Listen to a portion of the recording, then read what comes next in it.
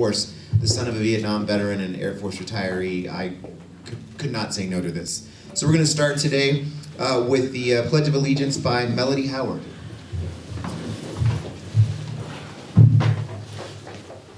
Pledge allegiance to the flag of the United States of America and to the republic for which it stands, one nation, under God, indivisible, with liberty and justice for all. Next we have the invocation. I believe it's George Shahad. Am I right, George? Yes, thank you. All right.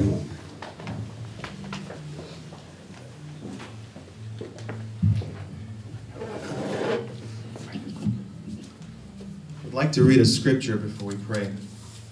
God says in the Bible, "If my people who are called by my name will humble themselves and pray and seek my face and turn from their wicked ways, then will I hear from heaven, will forgive their sin, and will heal their land."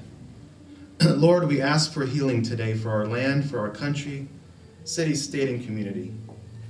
Lord, we ask that you be with today's interviews, that you give us wisdom and insight to every candidate running for office. We pray, Lord, that whoever is chosen to serve our community and country would do so in a sincere, responsible, and humble manner. Be today, Lord, with all the men and women in uniform, serving our nation and putting themselves in harm's way for us and our freedoms. Give them an extra measure of grace, comfort, and assurance. And also for all who have served as veterans, we thank you for their lives, sacrifice, and dedication. Lord, we do pray for our country and its future. Grant us peace, mercy, and grace from your throne. In your name we pray. Amen. Amen. Real quick introduction of staff. We have the sponsor, I believe it's Richard Scotty. Is Richard Scotty here? Is he here? Or no? He's not here yet. All right. He is the attorney at law. Organizer Steve Sampson, U.S. Marines. He's the big guy around here telling everybody what to do. Sound engineer Matt Fox, U.S. Army. He's here with us as well, I believe. Moderator, myself. Also at 2 o'clock, Steve Stubbs, the attorney, will be taking my place.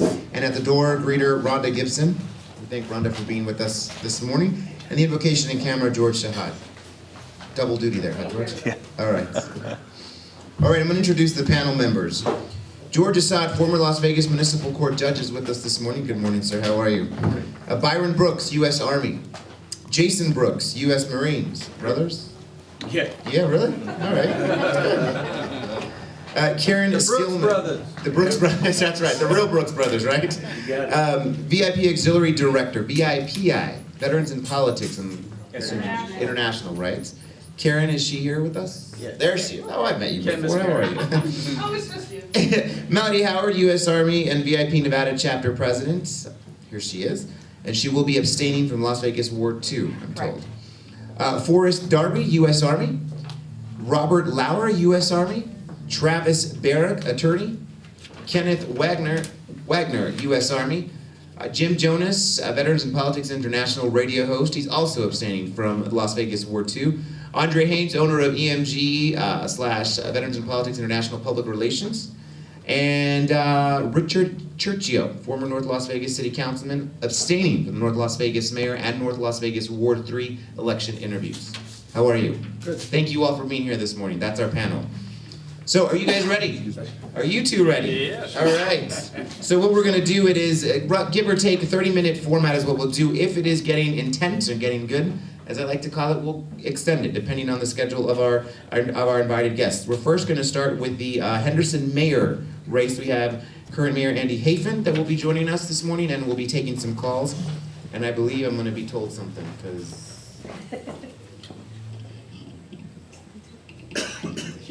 All right, I'll do that in just a bit. And also joining him this morning is, I'm looking for it, sir, so bear with me, Eddie and Liberty Hamilton. All right, so both of them will be discussing their opinion on your questions. First of all, I was just told to give you each 30 seconds for a brief introduction. And I'm sorry I didn't know this was going to happen, so I'm just going to go ahead and go with the incumbent, if that's okay, to give the opening 30 seconds. Right. Okay. All right, brother. I'm Andy Hafen. Been on the city council for 26 years, 22 years as a city councilman, and 4 years as mayor. Some of the highlights, I think, in the last 4 years is we've taken our budget from about a $90 million shortfall to where we're, I think this budget session, we will be balancing our books. I think that's 30 seconds. Thank you. At Hamilton, and I'm running because I think. You might want to turn your mic on, so let me see. There you go. You got it. Start again. At Hamilton, I'm running because there's a culture of corruption in the city that must be cleaned up. The big fiasco in the federal government land deal, $50 million worth of our land being sold for 10. I think there is moles, there are double agents in the city that are getting us into the situation without any due diligence. I'm running as someone who has signed the pledge not to raise your taxes. The mayor raised the sales tax, voted for it a few months ago, without any assurance that the money will be used properly as intended by the voters. So I'm running to clean up, I'm gonna drain the swamp of corruption in the city, and I think we need new blood in the city of Henderson. All right, you heard from both candidates. I believe we're going to get started. Now, Steve, I don't know quite sure who we're going to go with first. Does it matter? It's up to you. Okay, who would like to start off? I believe the gentleman would say ladies first, if I'm correct. So we'll start on this end. Professional privilege, keep going, but I'm gonna ding with the sound a little. All right, professional privilege. Melody, if we could start with you, please. Good morning. Thank you for coming to Veterans in Politics endorsement interviews. Mr. Hamilton, you just mentioned that the sales tax in Henderson was raised. How would you address the deficits? What would you do to cut everything that's, needs to be cut? Thank you for that good question. As you know, the mayor has been in there for 4 years, hasn't balanced the books at all, hasn't balanced the budget. Henderson is the second largest city. The third largest city is North Las Vegas. Richard knows that, he's there. We have 10% more population at 12%, but we got 100%, double what North Las Vegas got. We still can't balance our budget, okay? The problem is that a mayor is a CEO. The executive team in the city of Henderson and the managers, they work only a 4-day week at full-time pay. Some make $300,000, including benefits. Okay, we are getting ripped off as taxpayers. And I know my background is 100% in the private sector. In the private sector, if you're an executive or a manager, you work 5, 6, 7 days. Okay, great. Okay, so that's how we All right, balance. thank you, Mr. Hamilton. We're going to move on. Mayor Hafen, can you please address the same question? Yes, actually, that was a voter-approved sales tax increase. A 1/4 cent was a few years back, and the second 1/4 cent is actually up before the legislature this year, and we'll have to go to the Clark County Commissioners for enabling legislation. Actually, in the city of Henderson, that 1/4 cent sales tax, especially if, not to get too involved in it, if the supplant language, and what that means is the first 1/4 cent sales tax was only for police officers and equipment. And we found very quickly in the city of Henderson that you could hire 50 police officers, but if you don't have support personnel, it's almost, it overwhelms the system. So we're hoping that that supplant language helps us to bring on records clerks and more people in the jails and more people in the human resources and more people also over in the courts. Great, thank you, Mayor. We'll just go down the line then. Rob? Thanks for coming, guys. I want to ask if the salaries that are being paid to the public employees should be aligned with the private sector, because from what I've seen in studies, the public pay sector is about 18 to 30%, depending on the job, higher than the private sector. Should that be realigned, Mayor? I'm sorry, Mayor and Mr. Hamilton, before you go on, I just want to go ahead and make it clear, you each get 1 minute to respond. I was just given the rules right now, so go ahead, Mayor, sorry. All right, what we have done is we have a compensation and classification study in the works right now. And what we want, 2 things. One, we want to make sure that we are right-sized for our government employees in the city of Henderson. And the second thing is to compare with the private sector to make sure that those salaries and that compensation is in line with the private sector. Okay, now this is just an empty promise because the reality doesn't reflect that. For example, a lot of these executive managers at the city cost us $300,000, $400,000, including benefits and everything. According to the NPRI, a think tank, the supervisor of animal control makes almost $200,000. This is absolutely obscene and outrageous. As mayor, I want to bring everything to the private sector level. We have to do that. Right now, if you see in Henderson, there's a job open for an economic development director, 150 grand. The average house in Henderson household makes only $53,000. This is what we mean about big government going crazy. And this is the problem. We have $16 trillion. We have to 10 seconds realign. left. Thank you. We got to realign all the benefits and pay. And first thing, I got to cut the managers. They got to work five days a week. Their salary will be cut. They got to sacrifice. Thank you. All right, thank you very much. Next, Mr. Darby. This is to end liberty. Are you a Democrat or Republican now? If I remember right, you switched back and forth a few times.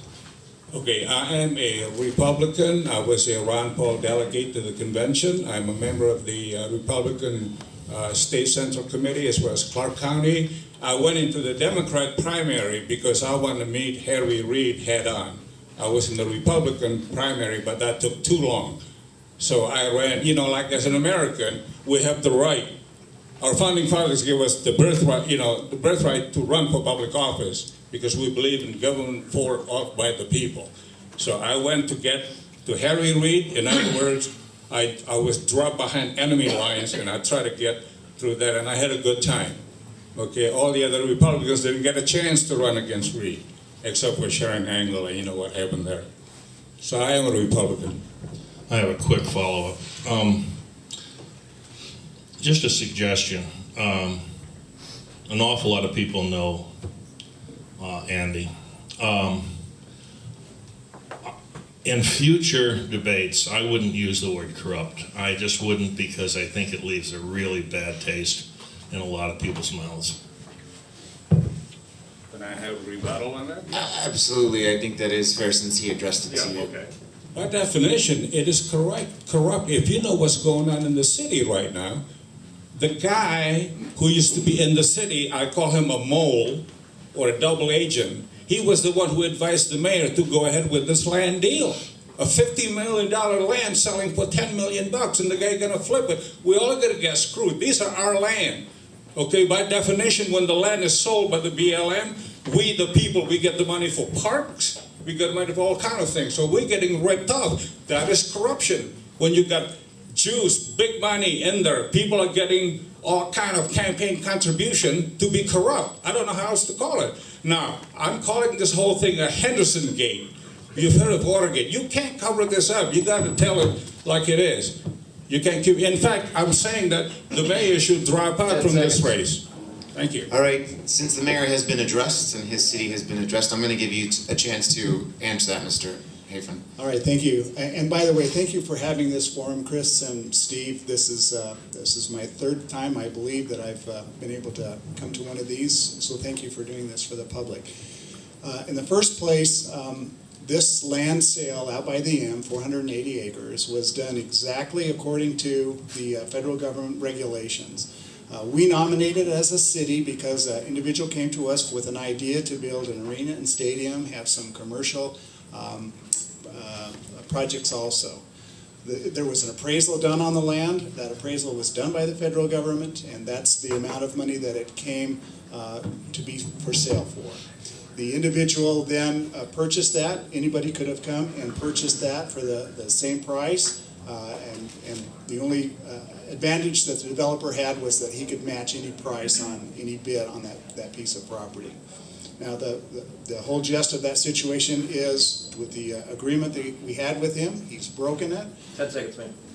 You either pay for the land, develop an arena, or you give the land back to the city of Henderson, and that's why we're in litigation. All right, Mayor, thank you so much. We're gonna go to the back row now. Mr. Webner, if you are ready with your question. Have at it. I am ready. We've had, in this last war we're in right now, the war we're still in, we've had 50,000 kids wounded, over 6,000 dead. And Mayor, I'll go with you, and then Mr. Hamilton, you can answer the question. What is your administration doing to hire these kids when they come home, since the private sector isn't able to do it? Do they get preference from you to be hired? And I'm just curious of what you're doing personally to help these kids when they come home. Yes, most definitely. On any job openings where veterans apply, they do get veterans preference and points. So in other words, they go through the process, and of course that's what you have to do in the government, the civil service process, the testing, the oral boards. But at the end of the day, when you get your number that you end up with on that rating, then if you're a veteran, and I believe it's 5 extra points that veterans are given. So if you had an overall score of 89, you're a veteran, then you get 5 more points for that. You would actually be up into 94%. Personally speaking, I'm going to waive that rule that the mayor just talked about. Okay, and we live in a free society, a free enterprise. The government right now has so many regulations, not only to start a business, but how to get a job. You got to have sheriff's card, you got to have, I've never heard of it. This is a free country. You want to get a job? You work. It's that simple. You show up in the morning and you work. So if I'm mayor, I'll give a special preference. I'll waive all these stupid regulations. I'm going to push for an ordinance to give the veterans first priority. Proactive, not just following the law. You know, look at Obama. He doesn't follow the law. He's proactive, right? So what I'm saying is veterans will get first priority. I'm going to waive all the rules and hire as many veterans as possible. By cutting all this incredibly obscene salaries of the executives and managers, we have money to hire more veterans. That's my commitment. Thank you. Mr. Barrett, do you want? Pass. You're gonna pass. All right. You're gonna stick with helping us with the audio then, huh? Mr. Churchill, go ahead. Thank you for being here. Mr. Hamilton, I'll start with you first. There's been a lot of talk about connecting Phoenix and the Las Vegas Valley with an interstate. I believe these are the 2 largest cities that aren't connected in the country with an interstate. What are your feelings on the creation of that concept, and how do you feel that it would benefit not just the valley, but your city in particular? My biggest concern there is the building of that highway. It will expedite the importation of more illegal aliens. Absolutely, you know, that's a direct line from the border coming up here. So if that was to happen, if there is money for it, which I don't think there is any money in the federal government, but I'm going to put checkpoints like in California on I-15, you know, checkpoints to check for illegals. I would be in favor of that. Otherwise, that highway, you know, you're going to get more illegals here. I guarantee you that, because that will enable all the flow of illegal aliens. So whether that's to the benefit of the community or not, is another debate for another office. So that's my biggest concern. You need checkpoint to make sure that a van doesn't have 50 illegals in there. Thank you. Mayor Hafen, could you please also go on? Well, as you know, it has been designated, Interstate 11 has been designated by the federal government. So that's a big hurdle to overcome right there. And of course now will be the funding for that. And I honestly believe that the federal government will see the necessity of having that economic boom that Interstate 11 will bring all up and down. I think they're going to be calling that the CanX, all the way from Mexico clear up into Canada. Jobs, transportation, it's a win-win for everyone. So I wholeheartedly support that, and the sooner the better. Thank you. All right, we're gonna move on to this side. Karen, I see you typing away. You want me to pass? No, it's all right. You ready? All right. She can multitask. Good afternoon, gentlemen. Thank you for joining us here today and allowing yourselves to be scrutinized in public this way. It shows that you really have a care for the public and serving the people. Mr. Hamilton, can you tell us how many offices you have run for, how many offices you've held, and address the issue that you're called a perennial candidate in many of the news, in the media? I don't care about that criticism. I believe in the founding fathers. The founding fathers fought King George III. We kicked the Brits out. The founding fathers gave us the birthright of citizenship. And according to George Washington, the highest office in the land is not the presidency, it's the office of citizenship. If people run for public office, which is guaranteed by the Constitution, so much the better. You know, a lot of people got mad about things, start screaming at the TV. If you run for public office, you get everybody involved. I hope to run forever for public office in order to engage my fellow citizens to get good government. Otherwise, you develop a political class, a corrupt political class, because absolute power will corrupt absolutely. So, you know, it doesn't bother me perennial and stuff. I don't care about what the liberal media is saying. I stand for the Constitution. I'm a constitutional conservative, which means I believe Thank you, Mr. in the Hamilton. Constitution. Thank you. Do you have a question for Mayor? You're good? All right. Mr. Assad. Thank you, and I'd like to thank Steve and the members of Veterans in Politics for inviting me here today. And I'd like to salute everyone who's worn the uniform. Hand him a mic. And thank you for your service. We owe you all a great debt of gratitude. Hello? Okay. Do I need to say that again? Anyway, I'd just like to thank everyone who has worn the uniform.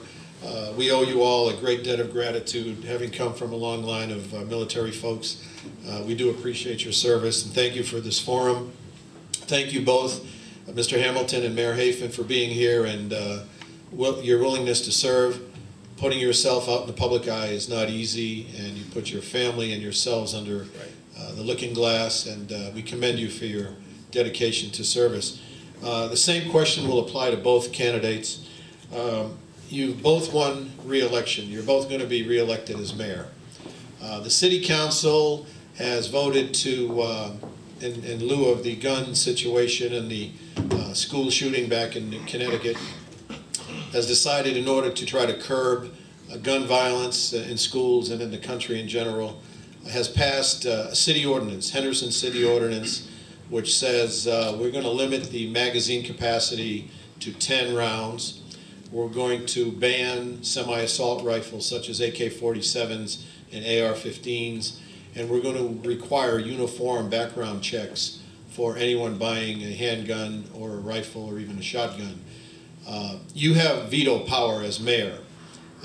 How would you proceed, and why would you proceed the way you decide to proceed? We'll start with Mayor Hafen first. Well, actually, of course, there are federal laws that Congress are currently considering. We haven't passed any ordinance in the city of Henderson yet. Matter of fact, nothing has really come before us. And quite frankly... No, this is a hypothetical. Okay, and quite frankly, on the local level, the mayor doesn't have veto. Yeah, I just gave it to you. Yeah. You have veto power. Oh, okay. So hypothetical. If Yes, if I had veto power, here's what I would like to see as far as guns go. We need to be more responsible and have better results on the background checks. I think that's one of the failures that I understand. I was back in Washington, D.C. in January. My understanding is that we have some problems with background checks. I think I don't want to ban a total ban of semi-automatic weapons. I honestly believe that through better backgrounding and also taking a look, especially now at the mental aspect of that should also be looked into that. As far as the magazines go, of course, I was a former police license investigator, and Mayor, thank I don't you. believe in lowering the level. Mr. Hamilton, hypothetical question. Okay, you're not gonna hear any double talk from me on this one, okay? It's black and white. I am a constitutional conservative. That means I conserve the Constitution. I believe in absolute Second Amendment right. When the Founding Fathers gave us the right to bear arms, it's not for shooting or target practice. It's to prevent us to become communists, to be taken over by a tyrannical government. That's why they gave us that right. Okay? So I will veto that if I have the veto power.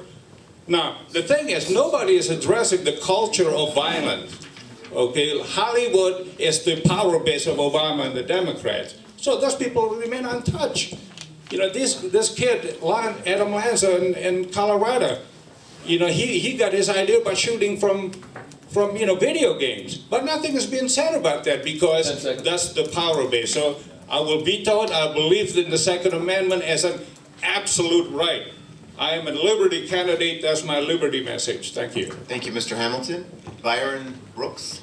Yeah, hi.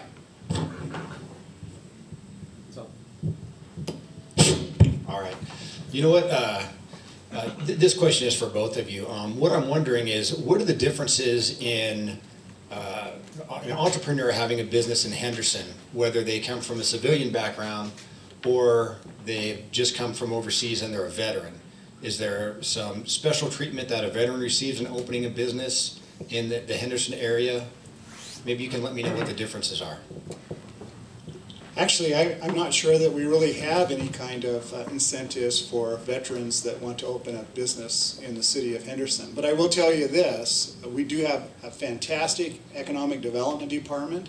It consists of actually 3.5 people, 2 economic development directors, a support staff, and somebody that works part-time. And with that, they do, I believe, the best job in all of Southern Nevada. As far as economic development goes. And we really have opened our doors for any businesses, and we are a very business-friendly community. And matter of fact, we took the lead on the multi-jurisdictional business license because we felt as a city that we should take the lead on that. So maybe it's something we should be looking into, though. It's a great comment. Mr. Hamilton? Yeah, the key word is proactive. You got to go out there and make things happen. I'm a liberty candidate. I believe in free enterprise and liberty message. The problem is that we got so many government rules and regulations. If I were mayor, I'm going to waive all the rules for 3 years. If we want to start a new business, no rules. You can start your business, except for basic things like safety and things like that and pollution. Other than that, you're free to set up. This is America. This is what's hurting America. This country is going under tube. No doubt about it. The prosperity has stopped. Our kids will have a miserable life because we got so many government people with making a ton of money, making regulations. So I'm going to wait for the first 3 years. You start a new business, you got no rules. You do your job, you do the free enterprise thing, okay? And the job of the mayor is to expedite that one. We got to change the paradigm. The way we're going, we're not going to get there. America is going to collapse. Thank you. All right, Mr. Haynes?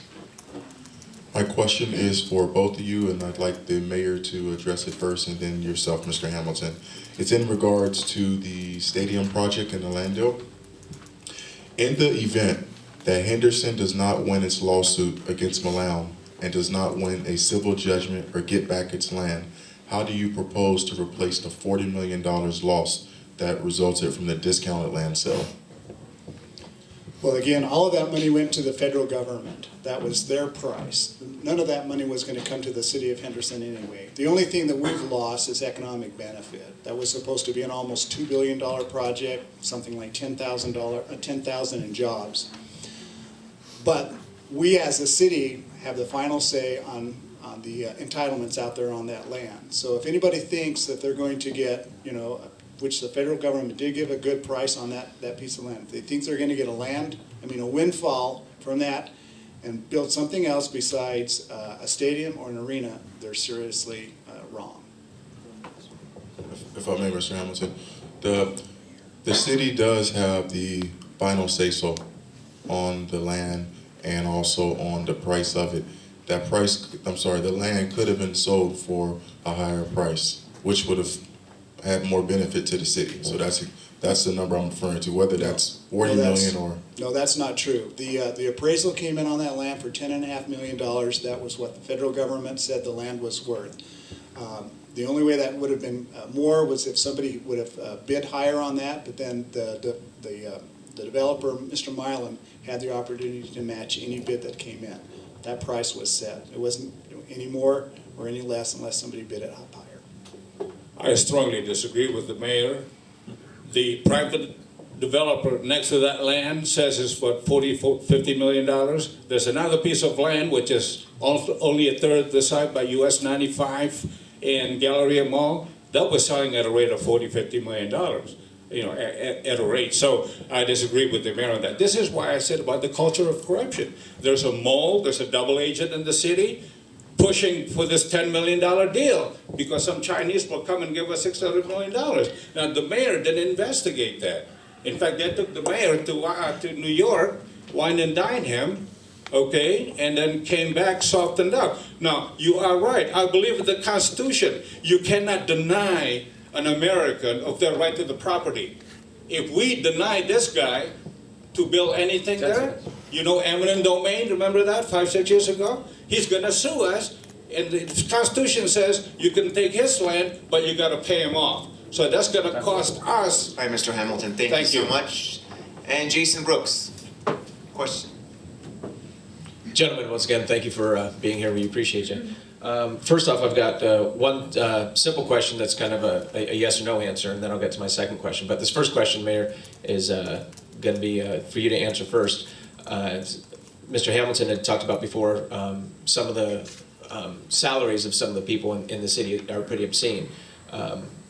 The fire chief has an annual salary of $521,000. Don't we think that's kind of high? And what are you going to do to start to rein in some of these obscene salaries? That's a little bit more complicated than just a yes or no. The salary that you quoted, the $521,000, was actually the salary with the vacation pay, the sick time, and it was not the yearly salary of our fire chief. And as I mentioned earlier, yes, salaries are getting out of line in all levels of government, not just the local, but all levels of government. And that's why we've instituted this compensation and classification study. I will tell you too that in these bad times that on our managerial side, some of those have taken between 11 and 16% cut in pay. So we are working on that. There's still more to do, though, I will tell you that. Mr. Hamilton? This is what I mean, the culture of corruption. As your mayor, I'm going to drain the swamp of corruption, okay? Managers, executives are at-will employees. You know what it means in the private sector? At will, that means you got to take a pay cut or you're gone. It's that simple. That's how America works in the private sector. We got to do the same. I'm a CEO as mayor. I'm going to look at this at-will employee and say, hey, buddy, 10% is not enough. How about 60%? A lot of Americans don't have pensions. How many Americans in the private sector have pensions? Not too many people have retirements right now. And we're paying these characters obscene benefits. Sick pay. I remember in the private sector, if you don't use your sick pay, you lose it. Sick pay is not to accumulate wealth. This is ridiculous. 500,000 is too much. We need a revolution here. We got to pick them out, reduce the salary. The gravy train has stopped. The time is up. Jason, we're short for time. was that all right? So we're staying on schedule, thankfully. I'm going to give them 30 seconds to say closing remarks, if that's all right. Mr. Hamilton, we'll start with you since we started with the mayor at the opening remarks. And Mr. Hafen, you will have the closing remarks. Jason. I just want to say that I'm sorry if I came out a little stronger. Mayor, I don't mean to be personal. I like you personally, but this is the political process. We got to debate these things. We can't just be playing footsie. This is serious stuff. This land deal could cost us taxpayers money. The eminent domain lawsuit. You don't let me build something, fine, pay me off. That's how Steve Sisolak got rich. He couldn't build a building in front of the airport, so he got paid off. So something like this could happen to us. So we got to watch out for this. So good luck with the deposition on Monday. I wish I could be there. I wish I could be there so I know what the deal is. Mr. Hamilton. Thank you. Mr. Hafen. Well, thanks again for the opportunity to be here. And I think what this really boils down to is, thank goodness that we live in a democracy and not a dictatorship where, this is government, employees have rights, residents have rights, and I can tell you that the openness and the transparency that have been developed during the 4 years that I have been mayor in the city of Henderson are second to none. Matter of fact, everybody are able to come in and look at our financial books, and the unions do that every single month. We do that as a city council, and there's just some things that it takes 3 out of 5 All right, votes. Mr. Hafen, not thanks one. so much. Mayor Hafen and Mr. Hamilton, thanks for being with us this morning.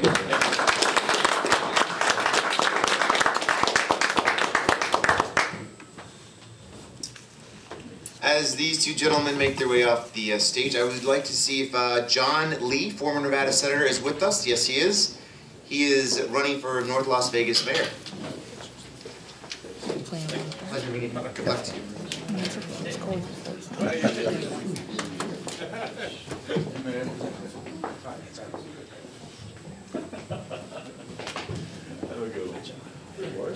You're in the hot seat by yourself, sir. Inquisition? Yeah. I believe they're going to put your placard up there. I got a Rancho Ram out there. He'll take care of me. You got a Rancho Ram, huh? I like Rancho. Is that the Ram right there? 73. Very nice. Just pick it off the top.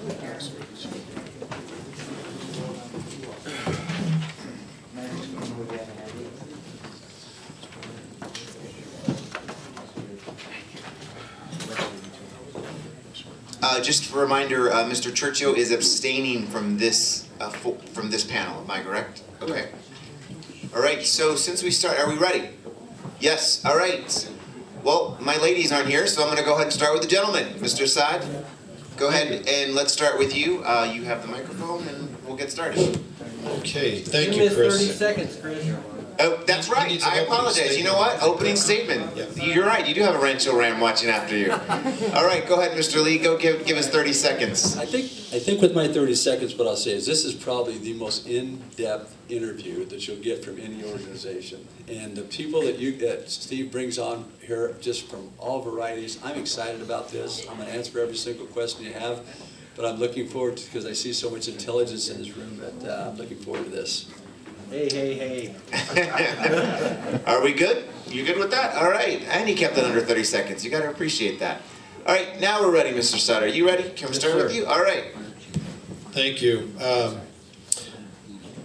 First of all, thank you for running. We do appreciate your service and the fact that you're willing to put yourself under the microscope. It's not easy being in the public eye. I'm just going to ask you a general, broad question. Why are you running, and what will you do differently from the current mayor? George, that's an interesting, long answer to a short question. I served in the state legislature for 14 years. I just ended up as a state senator, had a great experience. I was chairman of government affairs, which oversees all local governments, cities, counties, commissions, and all that. So I pretty much was like the mayor of local governments. If you wanted something passed through the Senate, you had to come see me. We worked on it. We got it through.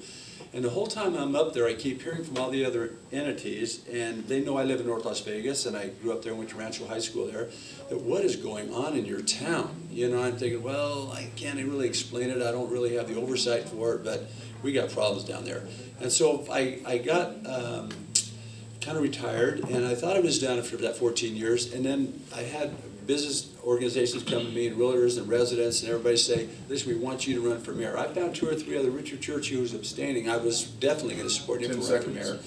And they all pointed to me and said, John, you're the guy that can change the direction of where North Las Vegas is going. So the vortex we're going down, it's my job trying to fix that up for the community, and that's what I'm going to try to do. All right, Mr. Lee, thank you very much. Byron Brooks, you ready for your question? No. No. All right, Melanie Howard, we're going to come to you. Are you ready? She's always ready. I like her. Senator Lee, you just mentioned that you want to address the vortex.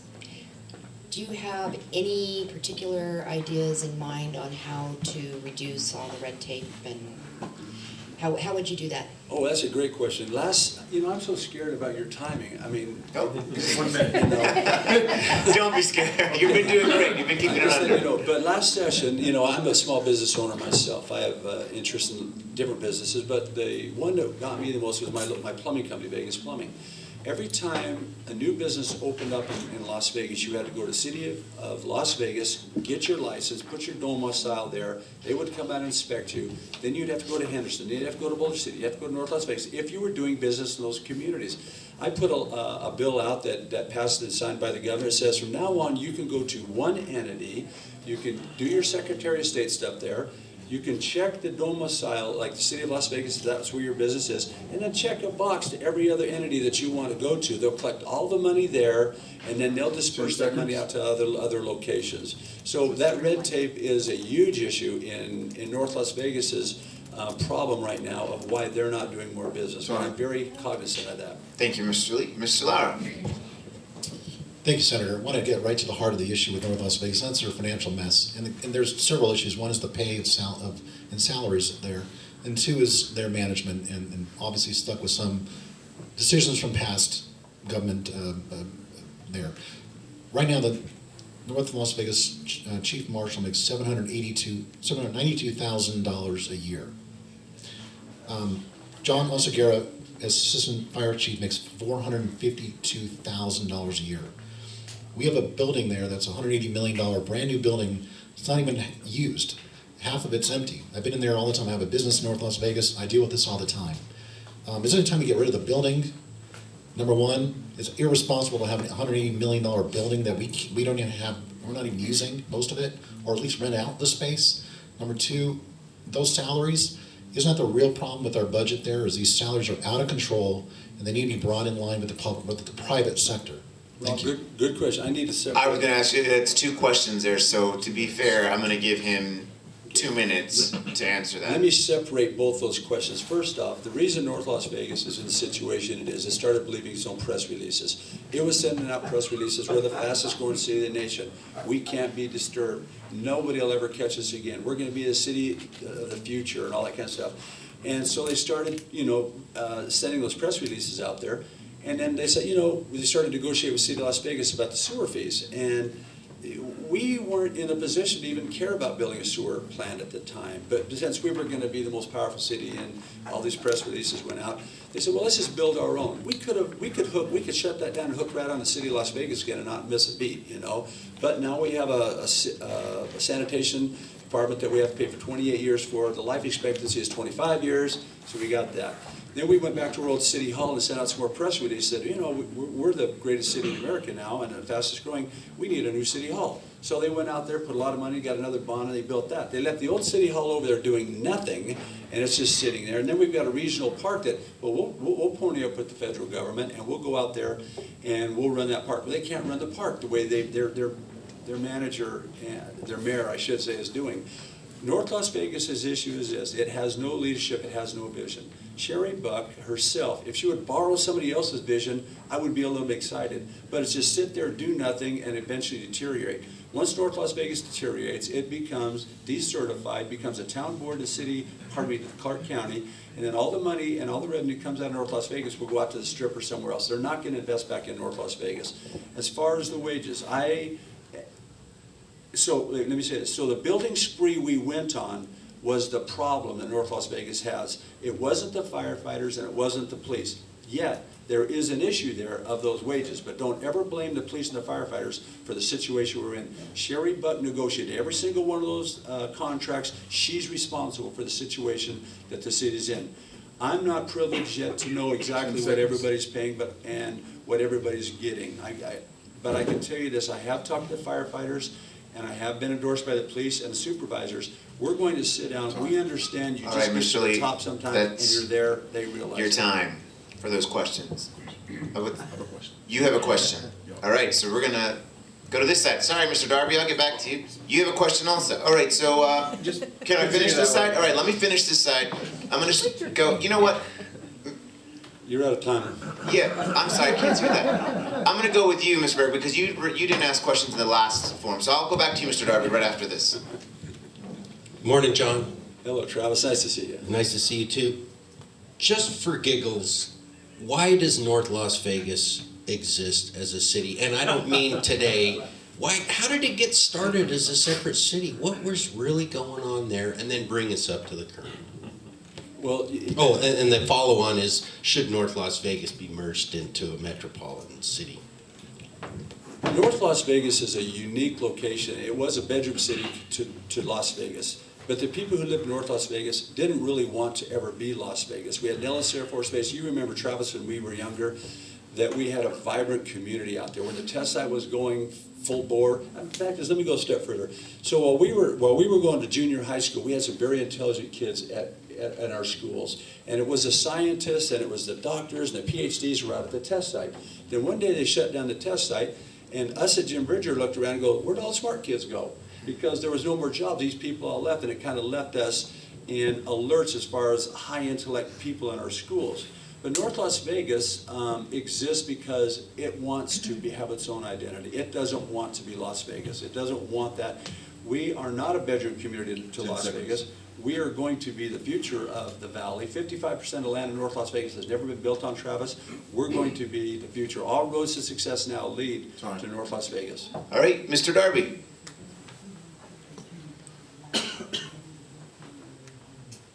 Hi, John. How you doing? How you doing?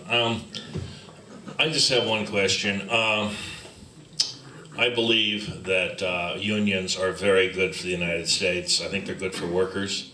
I think they develop a foundation for workers. And I was told by John Lee that you were going to go in and sign a union contract with the plumbers. Did you do that? No, I've never. They came to and we visited, but we're down to 3 plumbers, again, 20 hours a week. We have no value to anybody. And actually, Darby, I'm getting ready to sell that company. So, but if you ask me about unions, I'll tell you, my father retired from the Clark County Employees Credit Union, Clark County Employees Union. I was in when I worked at Silver Nugget, I was in the culinary union. When I was at City of Las Vegas, I was in their union when I fixed traffic lights there. So I am not anti-union at all. I can't understand how a community could be a non-union community of employees when everybody comes to you and asks you for a day off, or everybody has a different sick day they need or something. You need to have a way that people can communicate with upper management without 10,000 people taking the CEO's time to discuss that. So Darby, I'm not at all considering getting rid of any unions. All right, Mr. Wagner. Is your mic still on? Senator Ken Wagner. My question to you is the same as the last question that I asked. Although your city is extremely unique for Las Vegas, since you have the highest unemployment of veterans in the whole state. I don't know if you knew that. So my question to you, what are your plans to help the people who've actually done something for this country, served and wounded? Do you have any plans to hire them, given preferential, I know we don't call it preferential anymore, whatever the new treatment is, to give these people jobs? My job as the mayor is to attract other businesses back to North Las Vegas, to attract people who will only do work in Clark County and Henderson and Las Vegas because they won't come back to North Las Vegas and deal with this. Ken, I agree with you that people who come back from war sometimes have issues and they need help. When I was in the legislature, we gave a 10% preference to people who were starting businesses in Nevada who were vets. That project and that program could come down to the city of North Las Vegas. I would highly work to see that happens for them. I'd advocate, that was the word I wanted to say. I would highly advocate for us to do something for them. It's a 5-person panel. I think we can do it. All right, I'm going to go ahead and now go with Mr. Haynes.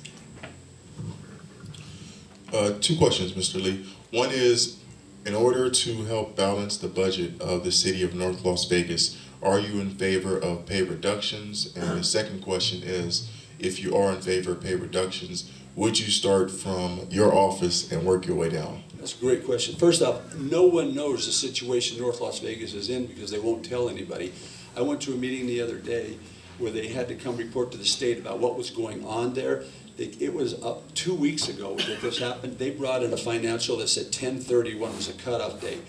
And Marvin Levitt, the chairman of the oversight committee, said, well, where's your information, where are your books? Well, we don't have enough people to give you proper information, so I'm just giving you what we had as far as October. We don't know what they have. We don't know what they're hiding. We have no idea what they owe in a lot of cases. So if you're asking me what I can do, I can only go in there, learn the situation, figure out what the heck we have, and start being honest and open with the people that live there. It's not my money, it's the city's money.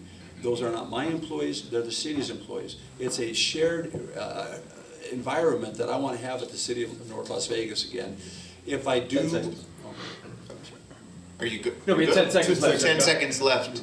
No, if I do go in there, I don't know how we can cut any more. We're down to the bone now. We have 0.88 police officers for every 1,000 people. All right. There's 2 for everybody else. I need to build. Thank you, Mr. Lee. By the way, you're doing fine with this time. You're doing well. Brooks, are you ready now? Or are you gonna? Hi, how you doing?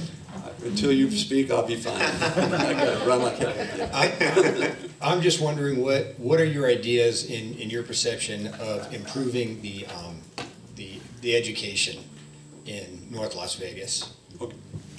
I'm going to leave the state issues aside. As a mayor of North Las Vegas, you have no responsibilities, but you have a bully pulpit. We have kindergarten classes, have 40 to 50 kids in kindergarten. What chance is there for these kids to make it? So as mayor, I'm going to look around and see at our disadvantaged schools, why are they disadvantaged? And if it's because we don't have enough teachers in there, then I'm going to get on the microphone at the dais and I'm going to blast the Clark County School District for abusing North Las Vegas. If I find out that schools in Henderson, which is a beautiful location, have 25 and 30 kids in their kindergarten, I'm going to go after them. I can't really force them to do anything. I can threaten that we'll open our own school district. I can never make it happen, but we can get the information out there. The second thing is I work very hard on the funding formula. That was my bill last year that said when you go to community college in Southern Nevada, you get $5,600 per student. You go up north, they would get $8,500 per student. UNR was get $12,000 per student state funding. UNLV $8,500. All right, Mr. Lee, thank you. I've changed that law, and things are moving now, so the South will get us better educational opportunities. Let's head over to Jason Brooks. How was lunch, by the way? Oh, it was good. Good? Yeah, Just checking. that was from 10 o'clock. It was a little cold, but just checking. Had to get through that. Good hot dogs, by the way. Chris, keep talking. I'm catching my breath. You're doing well. Would you like some water, actually? Are you good? Forget you're the only one up here. All right, go ahead, Jason. Take a deep breath, sir. You're right, Mr. Lee. Thank you, Senator. Actually, I'll just follow on to what you were saying, because you touched base, my brother brought up the education point up there, and you started talking about different areas. What I'd like to talk about is some veterans education benefits. I mean, we all know veterans come back disabled. The VA they do some programs, but the state itself really doesn't have a lot to follow up. I know you're not up at the state level anymore, but we start with the cities and talk about what kind of things you can help veterans to get into the community college to actually help pay for that stuff. A lot of disabled veterans who aren't getting their money, they can't work. There's a big time lapse between when we put in our claims and when we actually start getting paid. Some of us want to go back to school, get educations, but we don't have the money for that, and grants take forever. What kind of programs can you put forth from the city to actually help them get in community college to further their education to get better jobs? Wonderful question. Mike Richards is the president of CSN. He's going to be coming, we're going to be seeing each other in about a week or two. We've worked very closely on a lot of community college issues. I want to put in a board that sits in the community college board that are North Las Vegas businesses or people, attractors to the community who can say, if we're going to take this town, and John, we're going to work with you to pull it out, we need to have some say in the community college system. So my goal is to find those kind of people that are benefactors of good workers in North Las Vegas and attract them to sit on this board, work with Mike Richards, and actually start asking for their advice and then start reaching out to them for services. As I start to attract more business to our community, I want to put those people on that board so we can start building the infrastructure they need to get these students that they need out into their businesses. Thank you. Thank you, Mr. Lee. All right, Karen, you have a question. We saved the best for last, right? I don't know, did you want to ask? Here, ask the first one. You were busy in the background when we started. Let's see what happens when I don't pay attention. Thank you for joining us again this afternoon. Could you tell us, I missed your introduction, so I don't know if you covered this in your introduction.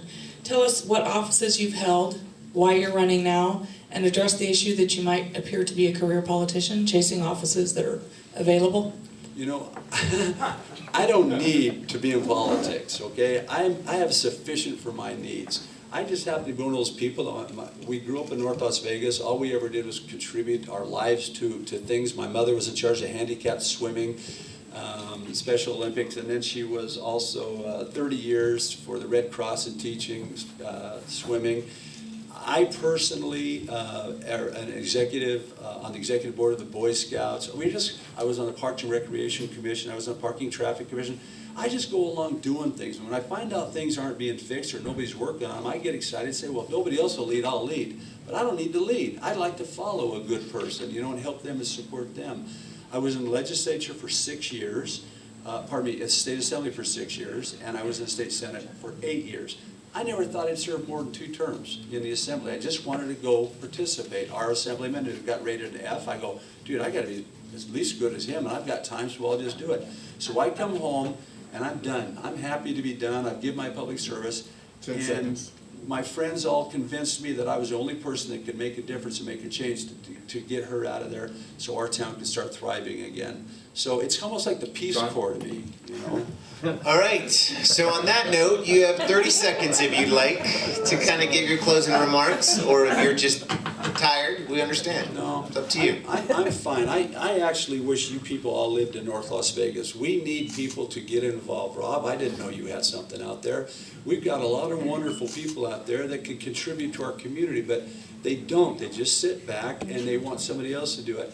I need to get more people involved. I want to pass a baton on. Karen, I don't need to do all this kind of stuff. I just got done building that shooting range. It took me 10 years to do that because I got tired of seeing broken refrigerators out in the desert and glass and stuff. So I'm looking forward to attracting other people. Richard Churchill, I want to attract him to do more with us in the city council. Forrest, I know you don't live there, but people of your caliber who have ideas. But right now, it's shut down. There's no thinking at City Hall in North Las Vegas.